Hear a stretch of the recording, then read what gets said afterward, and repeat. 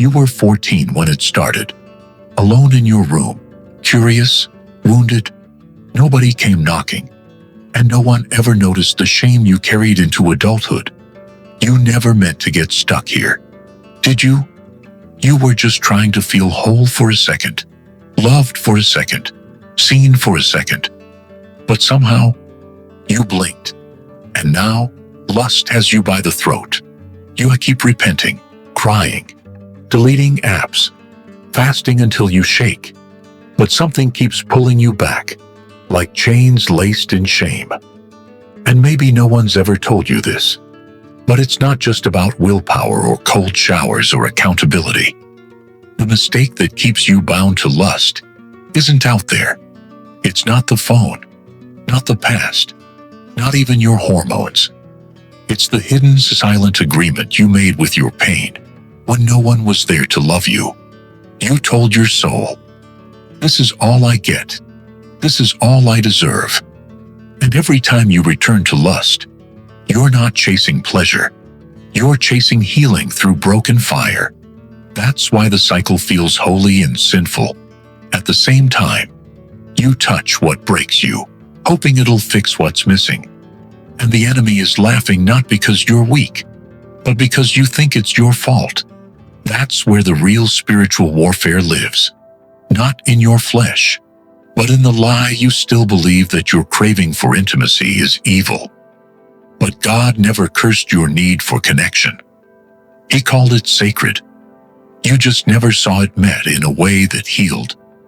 So you turned to what gave you control. You rewired your brain to numb out grief.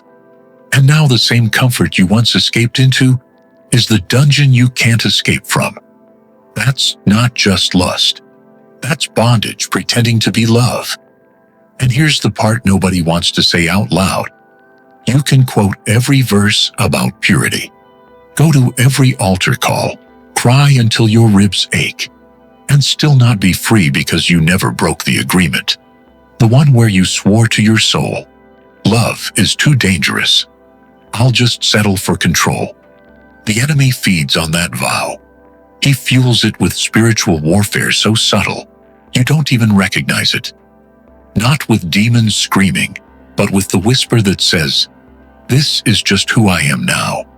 And the second you believe that, you start calling chains your personality and wounds your identity. You defend your prison like it's a safe house.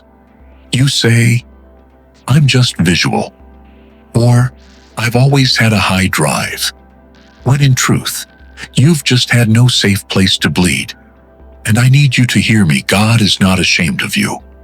He's not embarrassed by your struggle. He's not pacing in heaven, wondering why you're not fixed yet. He's not handing you verses like band-aids for bullet wounds. He's trying to get to the part of you that gave up on being loved without needing to perform. That's where your healing begins. That's the wound lust keeps covering. The real reason you haven't broken free isn't that you haven't tried hard enough. It's that you haven't let God touch the place that hurts the most, the one behind the lust, the one from childhood, the betrayal, the abandonment, the ache you buried so deep.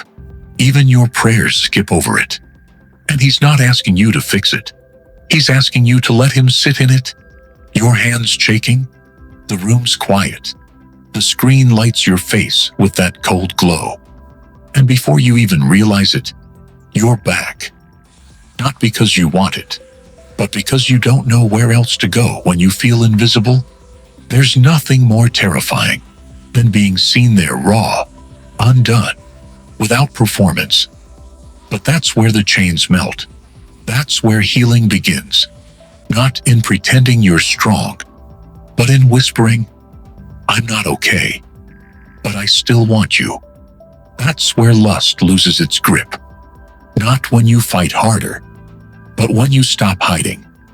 The power of lust isn't in your biology, it's in your silence. That's the mistake you made. Lust your secret safe place, because you thought God couldn't handle your broken one. But tonight, in the middle of your war, He's sitting with you on that cold bedroom floor, hands open, voice soft, asking the question no one's ever asked you without judgment. Will you let me love the parts of you that lust pretended to care for? And maybe for the first time, instead of promising you'll never slip again, you fall on your face and say, God, I don't need more rules. I need to be held. I don't even know what freedom feels like anymore. But if you're still listening, I'm still reaching. Oh Lord my God, I am broken and weary. I have chained myself to fire and called it love. I have traded thy arms for shadows. I have sold my birthright for the ache of fleeting pleasure. But thou art merciful, and I beseech thee, by thy mercy and long-suffering, break these silent chains within me. Touch the wound that has not spoken in years. Lay bare my hidden parts, and cleanse me by thy Spirit. Let no darkness hide from thy light. Wash me, O God, that I be clean. Make me whole, not with performance, but with thy presence. In the name of Jesus Christ, Amen. And maybe, just maybe, the chains laced in shame are finally falling to the ground. If that prayer shook something in you, don't keep it to yourself. Send this to the one person who thinks they'll never be free. This could be the moment their healing begins.